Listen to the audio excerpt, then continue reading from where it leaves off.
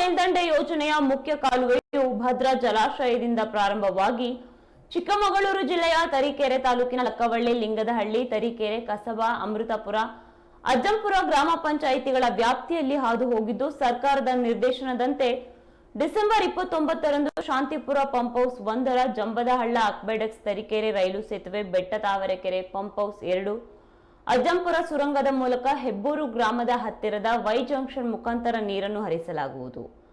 ಈ ವ್ಯಾಪ್ತಿಯಲ್ಲಿ ಬರುವ ಸಾರ್ವಜನಿಕರು ಕಾಲುವೆ ಹಾಗೂ ಹಳ್ಳದ ಪಾತ್ರಗಳಲ್ಲಿ ತಿರುಗಾಡುವುದು, ಜನ ಜಾನುವಾರುಗಳನ್ನು ಕಾಲುವೆ ಒಳಗೆ ಬಿಡುವುದು ಹಾಗೂ ಇತರೆ ಚಟುವಟಿಕೆಗಳನ್ನು ಮಾಡುವುದನ್ನು ನಿಷೇಧಿಸಲಾಗಿದೆ. ಈ ಸೂಚನೆಗಳನ್ನು ಉಲ್ಲಂಘಿಸುವುದು, ನಿಗಮದ ಆಸ್ತಿಯಾದ ನೀರಾವರಿ ಕಾಲುವೆ ಕಟ್ಟಡಗಳನ್ನು ಜಖಂಗೊಳಿಸುವುದು, ಅನಧಿಕೃತವಾಗಿ ಪಂಪ್ಸೆಟ್ಗಳನ್ನು ಅಳವಡಿಸಿ ನೀರನ್ನು ಎತ್ತುವುದು ನೀರಾವರಿ ಕಾಯ್ದೆಯ ವಿವಿಧ ನಿಯಮಗಳ ಪ್ರಕಾರ ಕಾನೂನು ಬಾಹಿರವಾಗಿದ್ದು, ಇದನ್ನು ಉಲ್ಲಂಘಿಸುವವರ ವಿರುದ್ಧ ಕಾನೂನು ರೀತಿಯ ಕ್ರಮ ಜರುಗಿಸಲಾಗುವುದು ಎಂದು ಸೂಪರಿಂಟೆಂಡಿಂಗ್ ಇಂಜಿನಿಯರ್ ಪ್ರಕಟಣೆಯಲ್ಲಿ ತಿಳಿಸಿದ್ದಾರೆ.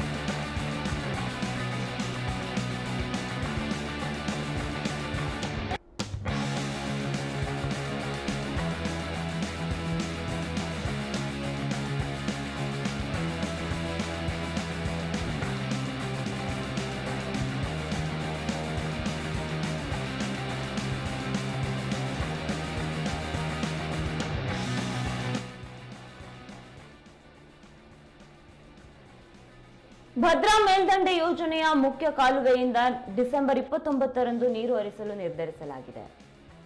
ಈ ಕಾಲುವೆಯು ಭದ್ರಾ ಜಲಾಶಯದಿಂದ ಪ್ರಾರಂಭವಾಗಿ ಚಿಕ್ಕಮಗಳೂರು ಜಿಲ್ಲೆಯ ತರೀಕೆರೆ ತಾಲೂಕಿನ ಲಕ್ಕವಳ್ಳಿ, ಲಿಂಗದಹಳ್ಳಿ ಸೇರಿದಂತೆ ತರೀಕೆರೆ, ಕಸಬಾ, ಅಮೃತಪುರ, ಅಜ್ಜಂಪುರದ ಗ್ರಾಮ ಪಂಚಾಯಿತಿಗಳ ವ್ಯಾಪ್ತಿಯಲ್ಲಿ ಹಾದು ಹೋಗಿದ್ದು, ಸರ್ಕಾರದ ನಿರ್ದೇಶನದಂತೆ ಡಿಸೆಂಬರ್ 29ರಂದು Shantipura pump house 1, Jambadahalla aqueduct, Tarikere rail ಸೇತುವೆ, ಬೆಟ್ಟ ತಾವರೆಕೆರೆ ಪಂಪ್ ಹೌಸ್ 2, ಅಜ್ಜಂಪುರ ಸುರಂಗದ ಮೂಲಕ ಹೆಬ್ಬೂರು ಗ್ರಾಮದ ಹತ್ತಿರದ ವೈ ಜಂಕ್ಷನ್ ಮುಖಾಂತರ ನೀರನ್ನು ಹರಿಸಲಾಗುವುದು ಎಂದು ತಿಳಿದು ಬಂದಿದೆ.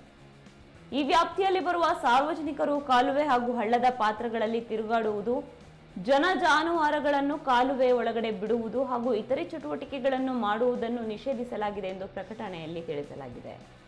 ಇನ್ನು ಈ ಸೂಚನೆಗಳನ್ನು ಉಲ್ಲಂಘಿಸುವುದು, ನಿಗಮದ ಆಸ್ತಿಯಾದ ನೀರಾವರಿ ಕಾಲುವೆ ಕಟ್ಟಡಗಳನ್ನು ಜಖಂಗೊಳಿಸುವುದು, ಅನಧಿಕೃತವಾಗಿ ಪಂಪ್ಸೆಟ್ಗಳನ್ನು ಅಳವಡಿಸಿ ನೀರನ್ನು ಎತ್ತುವುದು ನೀರಾವರಿ ಕಾಯ್ದೆಯ ವಿವಿಧ ನಿಯಮಗಳ ಪ್ರಕಾರ ಕಾನೂನು ಬಾಹಿರವಾಗಿದ್ದು, ಇದನ್ನು ಉಲ್ಲಂಘಿಸುವವರ ವಿರುದ್ಧ ಕಾನೂನು ರೀತಿಯ ಕ್ರಮ ಜರುಗಿಸಲಾಗುವುದು ಎಂದು ಸೂಪರಿಂಟೆಂಡಿಂಗ್ ಇಂಜಿನಿಯರ್ ತಮ್ಮ ಪ್ರಕಟಣೆಯಲ್ಲಿ ತಿಳಿಸಿದ್ದಾರೆ.